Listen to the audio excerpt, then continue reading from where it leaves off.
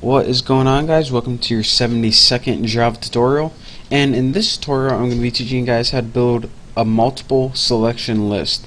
And in the last tutorial you guys learned how to build a list with a single selection, or in other words you can only select one item at a time.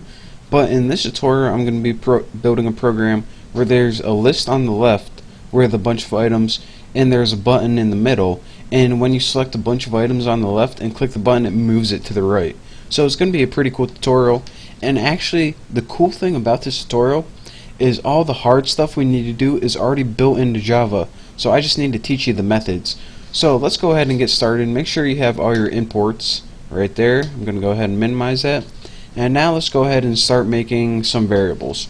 We need two lists and a button to start out. So private J list, and the first list I'm just going to name left list, since this is going to be on the left hand side, and I'm going to make another one identical to this, but I'm going to change, can't keep talking, I'm going to name this right list, since this is the list that's going to be on the right hand side.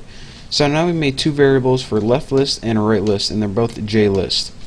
So now let's go ahead and just make a button, private J button, and I'm just going to name mine move button, because that's what it's going to do. It's going to move the stuff from the left to the right. It's actually going to copy it, but you know, what's the difference? Now of course we need an array, or pretty much items to go in our list, and I'm just going to have it private static, and I'm going to have a string because, you know, it's just going to be names, and I'm going to have foods. You can have anything you want, it really doesn't matter, but foods sounds something it'll be interesting. So let's go ahead and type the foods I like, which is of course bacon, and let's see what else. Wings, had some last night, they were amazing. Bone sucking sauce, look it up. Ham, and let's get like two more. Beef, I don't really like beef all that much, but I like the name of beef, and that's the important thing. And the last thing, of course, more bacon. And let's go ahead and end this. So now we have an array called food, and actually name that foods, because I mean it's foods. Bacon, wings, ham, beef, and more bacon. Now I'm going to make sure I got that. And so now we have the four variables we need for this tutorial: left list, right list, the button, and the array.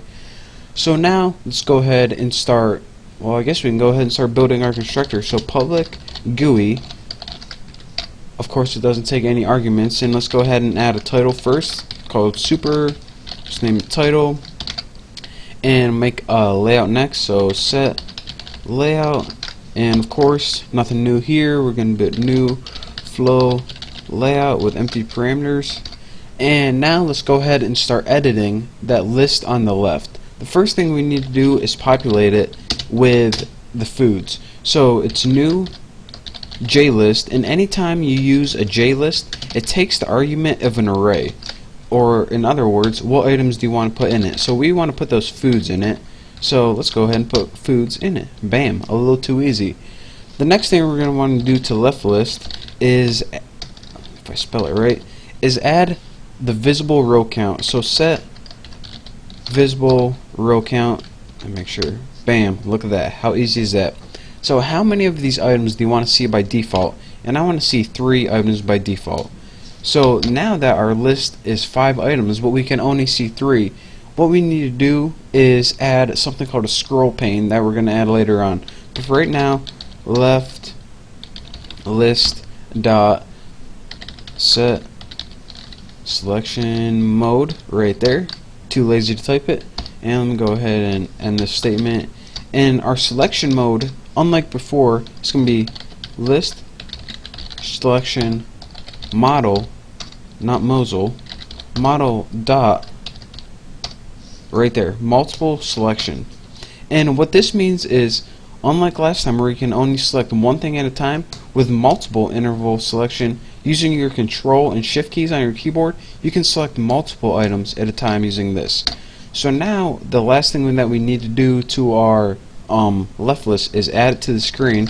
And also, like I just told you guys before, we need to add a new J scroll pane right here. And what this allows you to do, if we add the left list eventually, is it allows you to have a list bigger than default viewing, and it pretty much just put a scroll bar on your list. That's what I'm trying to say. It pretty much puts a scroll bar on your list. So now we did our left list. So now all we need to do now is make our move button and right list. So go ahead and put move button and set this equal to new J button, and make sure you have a space in between there. And the parameters for this is the text you want to appear on the button. So I'm just going to have move and a little arrow, just like that, so we know that we're moving from the left to the right. So now we can go ahead and add action listener in other words, functionality to this move button. So move button dot add action listener, awesome. And of course, this is going to have an inner class because it's a lot easier. So inside your add action listener parameter, just go ahead and make a whole new class called new, not boo, new action listener, just like that. And this class, of course, doesn't take any parameters. And inside your new action listener inner class, we want to have one method, and if you can see by our error, it's called action performed. So let's go ahead and add public void action performed. Make sure I spelled it right. Performed. Looks good. And as your parameters for this, just write action event. Bam. This is a little too easy. That's the only problem with it.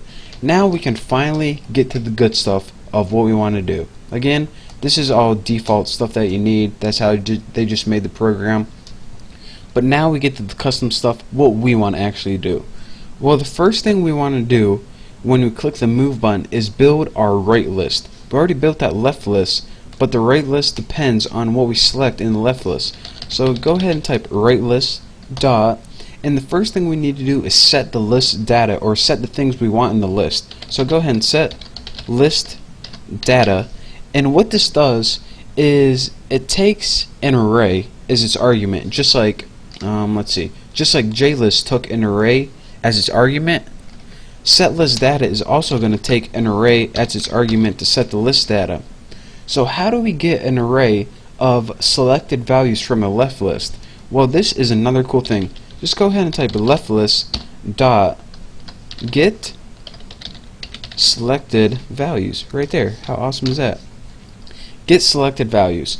And what left list dot get selected values does is whenever you select stuff on the left hand side of your screen or in the left list, it makes an array of those selected values, and that array is going to be passed into set list data, and essentially is going to create a list on the right hand side depending on what you selected on the left hand side.